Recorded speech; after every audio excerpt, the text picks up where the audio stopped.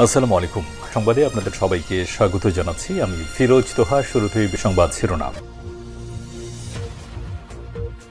বাংলাদেশের সর্বশেষ গুরুত্বপূর্ণ আপডেট সংবাদে আপনাকে স্বাগত। শুরুতেই সংবাদ শিরোনাম, পরে বিস্তারিত। শুরুতেই জানিয়ে দিব, পলক শো ইন্টারনেট বন্ধের সঙ্গে জড়িতদের বিচার করা হবে, বললেন নাহিদ। প্রথমবারের মতো আইসিটি বিভাগের শীর্ষ কর্মকর্তাদের সঙ্গে বৈঠক করেছেন অন্তর্বর্তীকালীন সরকারের ডাক, টেলিযোগাযোগ এবং তথ্য প্রযুক্তি উপদেষ্টা মোহাম্মদ নাহিদ ইসলাম। বৈঠকে আইসিটি বিভাগের সচিব শামসুল আরেফিন, বাংলাদেশ কম্পিউটার কাউন্সিলর নির্বাহী পরিচালক রণজিৎ কুমার, অধিদপ্তরের মহাপরিচালক মোহাম্মদ মোস্তফা কামাল প্রমুখ উপস্থিত ছিলেন। এ সময় এক প্রশ্নের জবাবে তিনি বলেছেন, ইন্টারনেট বন্ধের সঙ্গে জড়িতদের বিষয়ে তদন্ত করা হচ্ছে, শীঘ্রই তাদের বিরুদ্ধে পদক্ষেপ নেওয়া হবে। এরপর জানিয়ে দিব, সেনাবাহিনী দেখে 11টি মোটরসাইকেল ফেলে পালালো সন্ত্রাসীরা।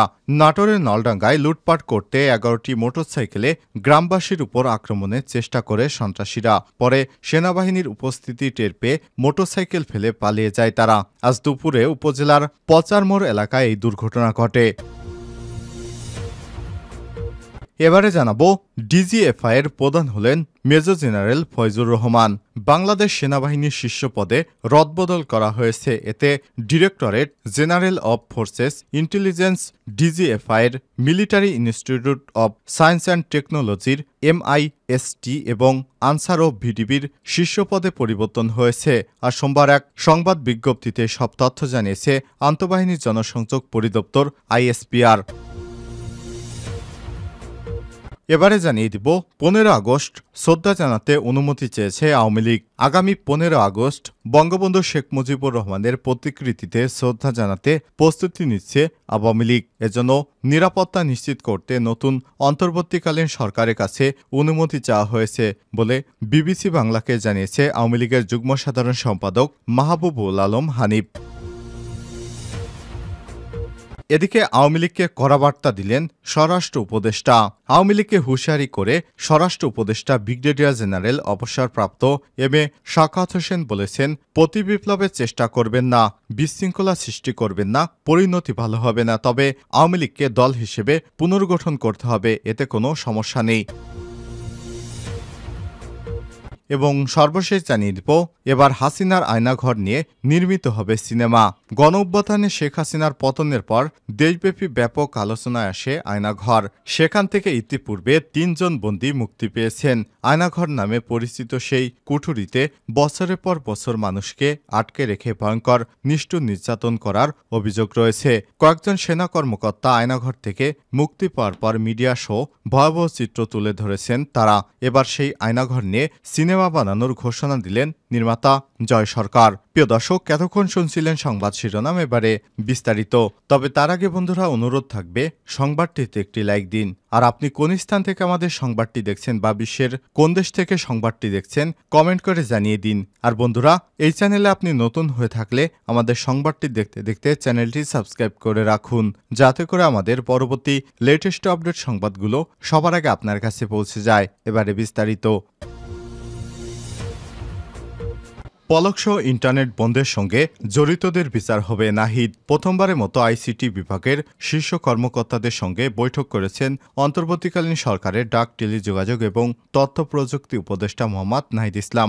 বৈঠকে আইসিটি বিভাগের সচিব শামসুল আরেফিন, বাংলাদেশ কম্পিউটার কাউন্সিলর নির্বাহী পরিচালক রণজিৎ কুমার, অধিদপ্তরের মহাপরিচালক মোহাম্মদ মোস্তফা কামাল প্রমুখ উপস্থিত ছিলেন। সোমবার দুপুরে বৈঠক শেষে সাংবাদিকদের মুখোমুখি হন তিনি। এ সময় এক প্রশ্নের জবাবে তিনি বলেছেন, ইন্টারনেট বন্ধের সঙ্গে জড়িতদের বিষয়ে তদন্ত করা হচ্ছে।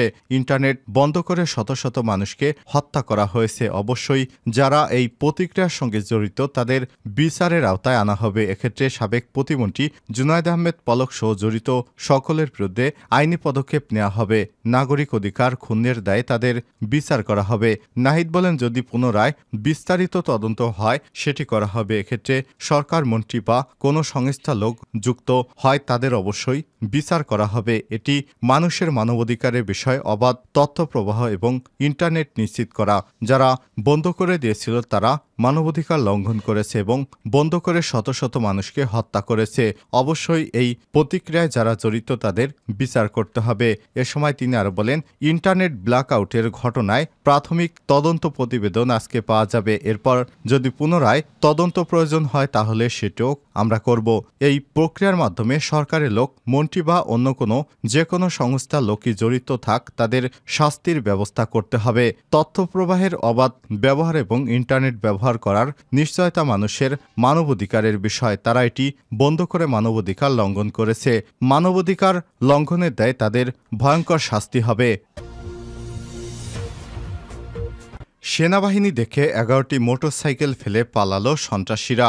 নাটোরের নলডাঙ্গায় লুটপাট করতে 11টি মোটরসাইকেলে গ্রামবাসীর উপর আক্রমণের চেষ্টা করে সন্ত্রাসীরা। পরে সেনাবাহিনীর উপস্থিতি টের পেয়ে মোটরসাইকেল ফেলে তারা পালিয়ে যায়। রোববার 11 আগস্ট দুপুরে উপজেলার পচারমোড় এলাকায় দুর্ঘটনা ঘটে। নলডাঙ্গা থানা পুলিশের ওসি মোহাম্মদ মনোরুজ্জামান বিষয়টি নিশ্চিত করে বলেছেন, দুপুর 2:30টার দিকে 20 থেকে 25 জনের একটি দল পচারমোড় এলাকায় আগ্নেয়াস্ত্র গ্রামবাসীর উপর আক্রমণের চেষ্টা চালায়। এ সময় এলাকাবাসী সেনাবাহিনীর টহল দলকে বিষয়টি জানালে তারা দ্রুত ঘটনাস্থলে উপস্থিত হলে সশস্ত্র দল 11টি মোটরসাইকেল রেখে দৌড়ে পালিয়ে যায়। এ সময় তিনি বলেন, এ সময় সন্ত্রাসীদের রেখে যা মোটরসাইকেলগুলো জব্দ করে থানায় হস্তান্তর করে সেনাবাহিনীর সদস্যরা। মোটরসাইকেল মালিকদের চিহ্নিত করতে কাজ চলছে। ডিজিএফআইয়ের প্রধান হলেন মেজর জেনারেল ফয়জুর রহমান। বাংলাদেশ সেনাবাহিনীর শীর্ষ পদে রদবদল করা হয়েছে। এতে director general of sources intelligence, DGFI military institute of science and technology MIST এবং আনসার বিডিপির শীর্ষ পদে পরিবর্তন আনা হয়েছে। আর সোমবার এক সংবাদ বিজ্ঞপ্তিতে সব তথ্য জানায় আন্তঃবাহিনী জনসংযোগ পরিদপ্তর ISPR। বিজ্ঞপ্তিতে জানানো হয়েছে, মেজর জেনারেল মোহাম্মদ ফয়জুর রহমানকে directorate general of forces intelligence DGFI এর মহাপরিচালক, মেজর জেনারেল মোহাম্মদ নাসিম পারভেজকে কমান্ড্যান্ট MIST এবং মেজর জেনারেল আব্দুল মোতালেব সাজ্জাদ মাহমুদকে আনসার এবং বিডিপির মহাপরিচালক হিসেবে নিয়োগ দেওয়া হয়েছে। আগামী 15 আগস্ট শ্রদ্ধা জানাতে অনুমতি চেয়েছে আওয়ামী লীগ। আওয়ামী লীগ 15 আগস্ট বঙ্গবন্ধু শেখ মুজিবুর রহমানের প্রতিকৃতিতে শ্রদ্ধা জানাতে প্রস্তুতি নিচ্ছে। এজন্য নিরাপত্তা নিশ্চিত করতে নতুন অন্তর্বর্তীকালীন সরকারের কাছে অনুমতি চাওয়া হয়েছে বলে বিবিসি বাংলাকে জানিয়েছে আওয়ামী লীগের যুগ্ম সাধারণ সম্পাদক মাহবুবুল আলম হানিফ। গত 5 আগস্ট পদত্যাগ করে শেখ হাসিনা দেশ ছাড়ার পর আত্মগোপনে চলে যায়। আওয়ামী লীগের শীর্ষ নেতাসহ দলটির তৃণমূলের নেতাকর্মীদের অনেকেই। এমন অবস্থায় আগামী 15 আগস্ট ঘিরে আওয়ামী লীগের পরিকল্পনা নিয়ে বিবিসির দলের শীর্ষ কয়েকজন নেতার সঙ্গে যোগাযোগের চেষ্টা করা হয়। এই কর্মসূচিকে দলের নিরাপত্তা নিশ্চিত করতে নতুন সরকারের কাছে আবেদন করা হয়েছে বলে জানিয়েছেন আওয়ামী লীগের যুগ্ম সাধারণ সম্পাদক মাহবুবুল আলম হানিফ। বিবিসি বাংলাকে বলেছেন, ওই এলাকার নিরাপত্তার জন্য দলের পক্ষ থেকে স্বরাষ্ট্র উপদেষ্টার কাছে চিঠি পাঠানো হয়েছে। আমরা আশা করি সেই অনুমতি দেওয়া হবে। এর আগে রোববার রাতে নিজের ভেরিফাইড ফেসবুক পেজে এক ভিডিও বার্তায় শেখ হাসিনার ছেলে সজীব ওয়াজেদ জয় 15 আগস্ট শেখ মুজিবুর রহমানের মৃত্যুবার্ষিকীতে দলীয় নেতাকর্মীদের ধানমন্ডি 32 নম্বরে ফুল দিয়ে শ্রদ্ধা জানানোর অনুরোধ জানান। আওয়ামী লীগকে কড়া বার্তা দিলেন স্বরাষ্ট্র উপদেষ্টা।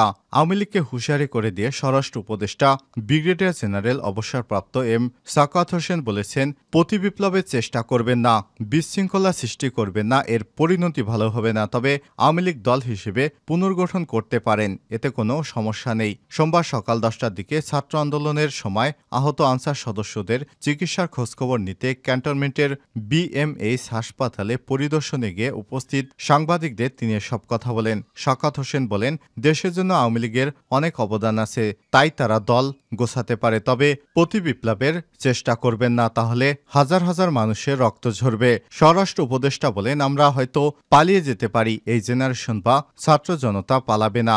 আন্দোলনে প্রাণহানির ঘটনা তদন্তে আন্তর্জাতিক সহায়তা চাওয়া হবে জানিয়ে সাখাওয়াত হোসেন বলেন, আন্দোলনে হতাহতের ঘটনার নিন্দা জানায়। সোমবারের মধ্যে লুট করা অস্ত্র থানায় জমা দেওয়ার নির্দেশ দিয়েছেন তিনি। 19 আগস্টের পর কারো কাছে এসব অস্ত্র পাওয়া গেলে কঠোর আইনগত ব্যবস্থা গ্রহণ করা হবে বলে জানিয়েছেন তিনি।